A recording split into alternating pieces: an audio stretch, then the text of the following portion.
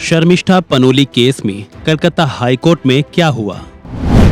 शर्मिष्ठा पनोली को जमानत या जेल?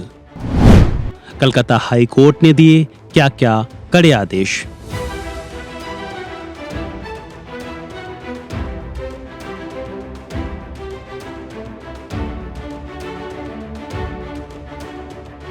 कलकत्ता हाईकोर्ट की तरफ सबकी नजरें टिकी थीं। सबके मन में सवाल थे कि आखिर शर्मिष्ठा पनोली को आज जमानत मिलेगी या उनको जेल होगी। लेकिन कलकत्ता हाईकोर्ट से इस सवाल का जवाब आ गया है, जिसके बारे में उनके वकील ने बताया है। शर्मिष्ठा के वकील से इस केस के बारे में सुनेंगे और सबसे पहले जानते हैं कि इस केस के जज जस्टिस राजा बसु ने क्या क्या आदेश जारी किए हैं, साथ ही क्या क्या उन्होंने कहा है।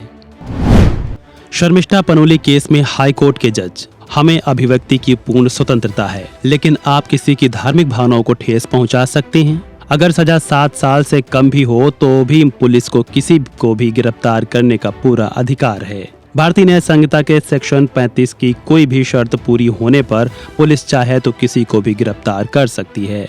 किसी को भी ऐसी टिप्पणी करते समय सावधानी बरतनी चाहिए, क्योंकि हमारे देश में कई समुदाय, जाति और धर्म विशेष के लोग एक साथ रहते हैं। शर्मिष्ठा पनोली के खिलाफ कोलकाता के गार्डन रीच थाने में दर्ज केस को मुख्य मामला माना जाएगा। उनके खिलाफ दर्ज दूसरे सभी मामलों की कार्रवाई बंद की जाएगी। इन सारे आदेशों और टिप्पणियों के बाद कलकत्ता हाईकोर्ट ने शर्मिष्ठा की अंतरिम जमानत तो मंजूर कर ली है, जिस पर उनके वकील डीपी सिंह ने बताया कि 5 जून की सुनवाई में क्या क्या हुआ। वहीं अपनी बेटी की जमानत मंजूर होने पर उनके पिता पृथ्वीराज पनोली ने देखिए अपनी प्रतिक्रिया में क्या कुछ बयान दिए हैं। शर्मिष्ठा को सिर्फ 3 शर्तों पे बेल मिली है कि वो अपना पासपोर्ट देंगी, दूसरी चीज कि वो इन्वेस्टिगेशन को ज्वाइन करेंगी, तीसरी सेटिस्फेक्शन ऑफ मैजिस्ट्रेट, वो अपने बॉन्ड्स भरेंगे।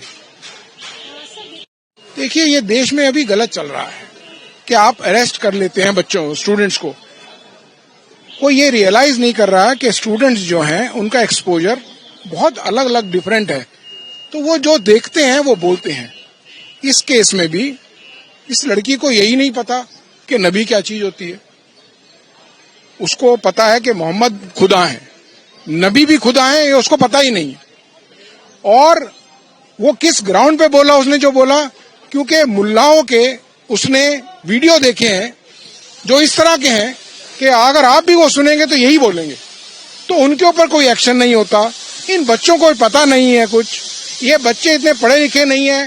हिंदुस्तान और पाकिस्तान की लड़ाई चल रही है, वो अपना हिंदुस्तान को डिफेंड कर रहे हैं। उसमें कभी कभी एक वो 5-10 सेकंड का अगर वो निकाल दो तो उसने कुछ गलत होना का। वो हिंदुस्तान पाकिस्तान उस सर्कमस्टांसेस की एक विक्टिम है।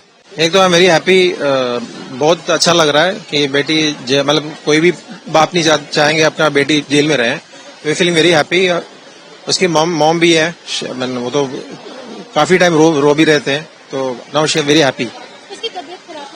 हाँ, तो 2 एलिमेंट थे। हमने बोला कि उसमें एक किडनी का प्रॉब्लम प्लस ADHD, वो अटेंशन हाइपर डिसऑर्डर बोलते हैं उसको। मेडिसिन बहुत जरूरी है, तो जैसे आएंगे हमको उसे मेडिसिन खिलाना पड़ेगा, क्योंकि हमारे पास प्रिस्क्रिप्शन नहीं था।